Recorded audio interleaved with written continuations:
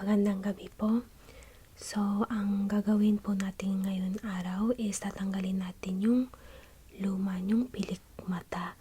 Kasi sinabi niyo sa akin sa telephone na medyo makati siya kahit anong linis niyo. Sa tingin ko yung reason is medyo dumami na yung germs. Kaya pag hindi natin tanggalin yung luma niyong pilik mata, hindi makakatubo yung bagong mas malinis at healthy na buhok sa mata nyo. So, today, yun yung gagawin natin. Bago natin simulan, lalagyan ko lang ng disinfection para matanggal, hindi dumami yung germ sa mata nyo. So, wag kayong gagalaw. Yan.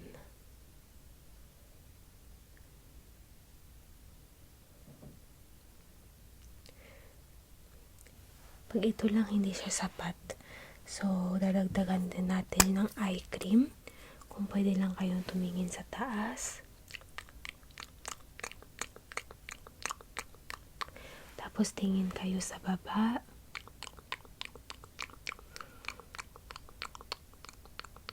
Tapos sa taas ulit. Yan.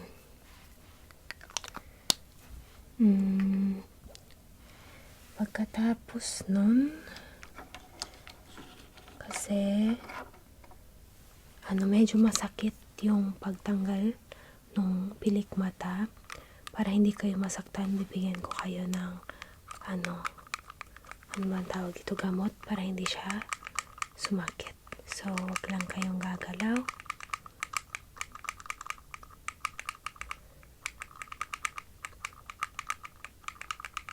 Anesthesia pala yung tawag dyan. Yan.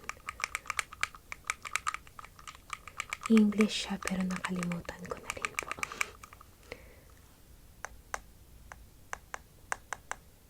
Yan. Ganda. Tapos, lalagyan ko kayo ulit ng cream sa mata.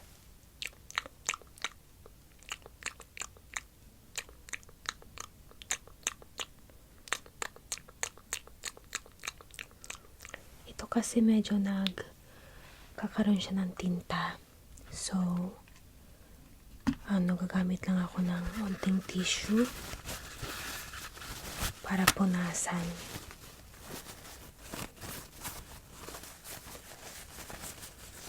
Tingin ka sa taas.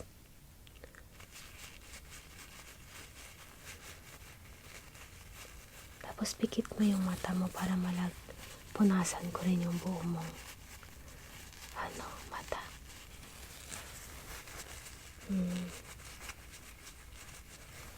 Yan. Tapos picturean ko lang yung mata mo. Wait lang. Kailangan ko palang medyo palakihin yung mata mo para mas mabilis at madali kong makuha yung pilik mata mo. So, ito yung pampastretching, yung tawag dito. Pang ganon. Hindi naman siya nakakatakot. Yan. Para mas malawak yung pilik mata mo. Yung mata mo pala. Para madali kong makita kung saan yung pilik mata mo. Pati yung nasa pinakaloob ng mata mo. Yan. Tapos, ito meron siyang marker. Magsusulat ako kung saan ko, markahan ko kung saan ko pinalawak yung mata mo para alam ko kung medyo may masamang side effect ba na nangyari. Yan. Tapos ngayon, pipicturean ko lang ng before yung mata mo para alam din natin kung gaano siya nagbago. Okay, so tignan mo lang yung ilong ko. Huwag mong tignan yung lens kahit malapit sa'yo. Ilong ko lang.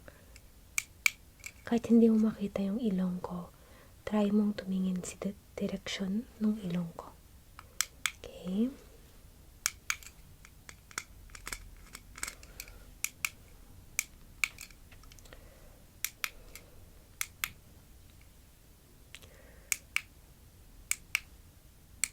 Yan. Tapos ngayon, maghintay tayo ng onte. Tignan natin kung paano magre-react o gaano yung reaksyon ng mata mo sa mga gamot na nilagay natin. Kasi yung iba, hindi nila alam meron pala silang mga allergy. Yan. So, tingnan mo lang yung daliri ko. Tapos iilawan ko lang yung mata mo para mas makita ko ng maayos, ha? Yan. Dito yung daliri ko, tingnan mo. Wala namang namamaga tsaka namumula. So, sa tingin ko, okay lang naman yung mga gamot na nilagay ko. Yan. Medyo baka masilawan ka sa ilaw, pero ano ka lang, endure mo lang, tiis ka lang muna. Kasi hindi naman ganun katagal, okay? Kasi gusto ko rin makita kung okay lang ba yung mga ugat sa mata mo, hindi pa sila nagre-react, hindi ba mukhang makate, or hindi pa sila parang namumula, okay? Yan. Tingnan ko lang kung gaano kalawak yung sight mo. So, sa gitna nito, pag nakita mo yung ilaw, sabihin mo sa akin, ha? Okay? Okay?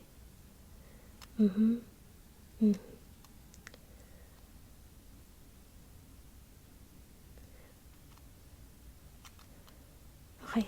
So, mukhang maganda naman yung motor skills ng mata mo. Walang problema. So, simulan ko na yung pagtanggal ng pilik mata mo. Sa tingin ko ngayon naman is natalab na yung anesthesia, na hindi mo nararamdaman, di ba? Kahit medyo itap ko yung mata mo ng malakas.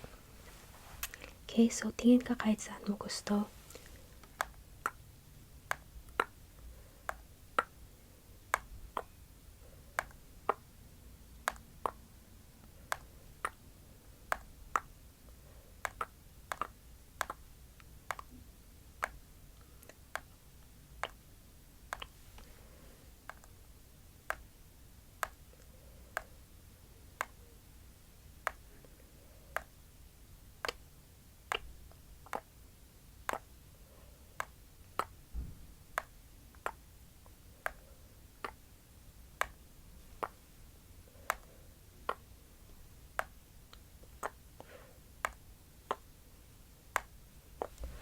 Medyo nakatingin sa baba kasi yung mata mo, yung pilik mata mo pala. So, gagamit lang ako nitong curler para itaas ko siya onte, para mas madali kong makuha yung pilik mata mo. Kasi pag hindi, medyo madadamage yung balat mo. Okay? So, huwag ka lang gagalaw. Sabihin mo if naipit ka o masakit, ha?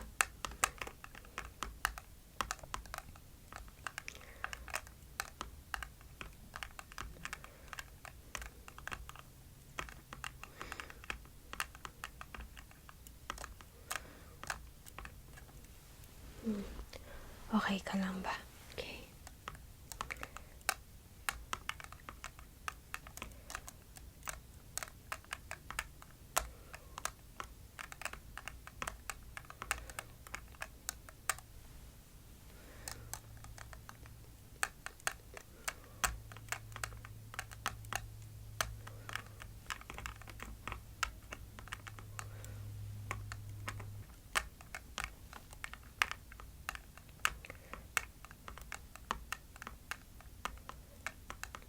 Yan.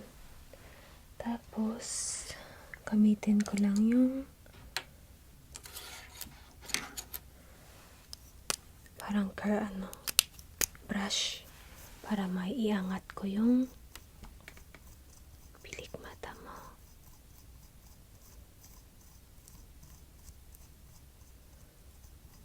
Yan. Subukan ko ulit. Huwag ka lang gagalaw.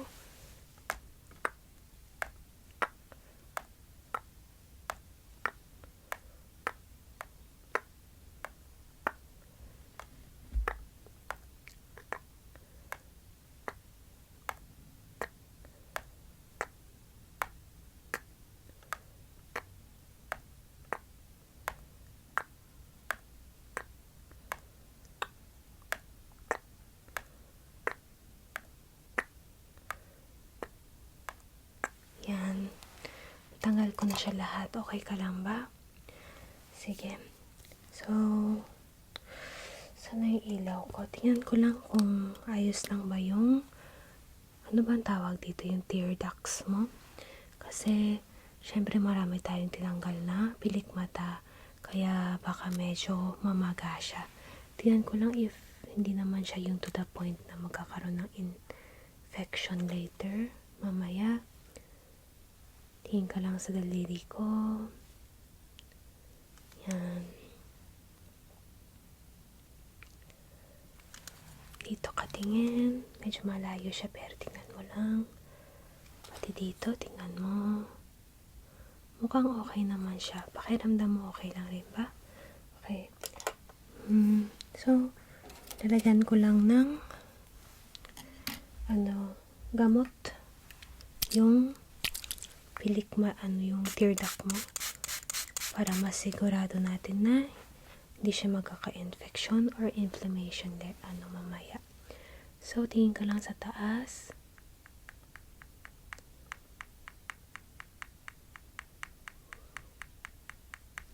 Tingin ka sa baba.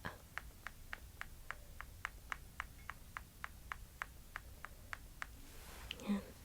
Tapos medyo may natira kasing buhok sa mata mo. So, tatanggalin ko lang ha.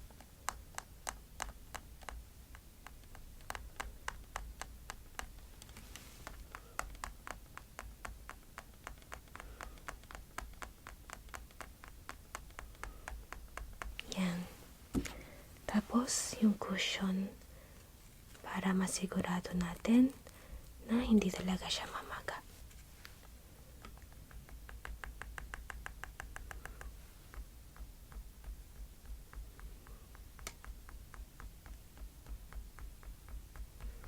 Okay na. Tingnan ko lang kung okay lang yung mata mo. Meron ditong 6 na pindutan. Tignan mo. Medyo pipilis siya pero tignan mo lang yung mga pinindot ko, okay?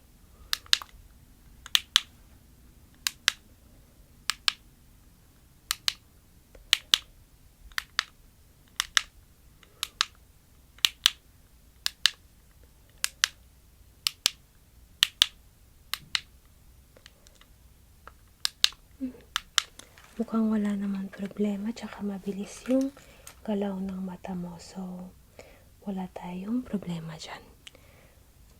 Sa huli is magkukuha lang ako ng after pictures ng mata mo para makita natin kung gaano kaiba yung naging resulta, okay? So, tingin ka lang sa ilong ko ulit.